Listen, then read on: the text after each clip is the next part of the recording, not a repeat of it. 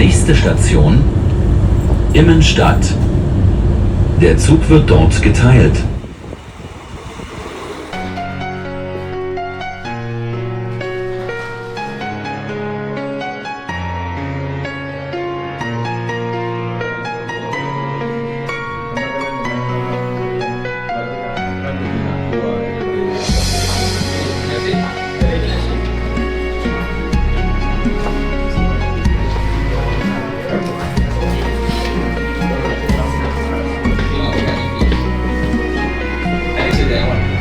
Langkahmu tegap-tegap musasa, engkaulah pewaris hisana.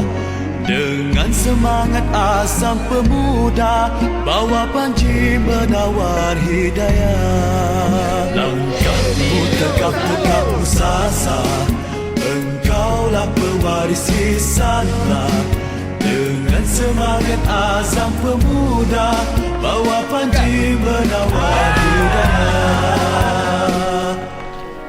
Dan bersujudlah hai mujahid muda, di mihrab inilah dakwamu bermula.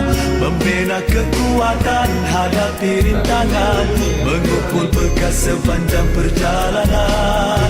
Hubungkanlah jiwamu dengan Tuhan, di mihrab inilah bermulanya seruan.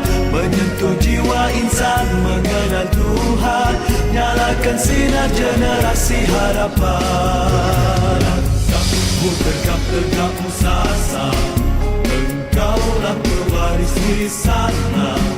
Dengan semangat azam pemuda, bawa panji menawar hidayah. Langkahmu tegap-tegap musasa, engkaulah pewaris hisana. Dengan semangat azam pemuda, bawa panji menawar hidayah. Dan bersujudlah hai mujahid muda, di mihrab inilah dakwamu bermula. Membina kekuatan hadapi rintangan, mengumpul bekas sepanjang perjalanan. Hubungkanlah jiwamu dengan Tuhan, di mihrab inilah bermulanya seruan. Menyentuh jiwa insan mengenal Tuhan, nyalakan sinar generasi harapan.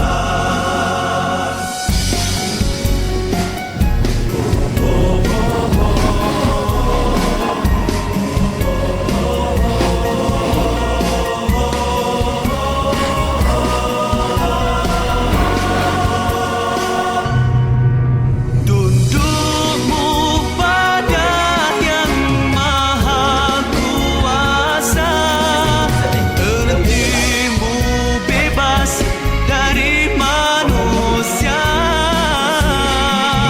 Tujukan usaha hanya padanya.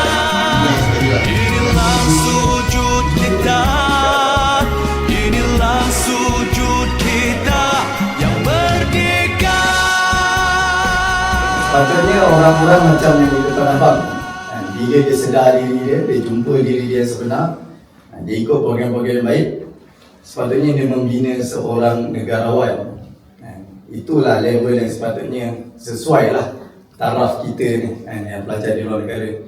Any of us, ataupun sesiapa di atas muka bumi yang berubah sebab kita, Rasulullah SAW sebut, ini lebih baik daripada dunia dan segala isinya. Kalau korang tercari-cari apakah the best reward in this world, adalah to make someone, even just one of them, to change because of us. Itu lebih baik daripada apa yang korang nak cari dalam dunia ni.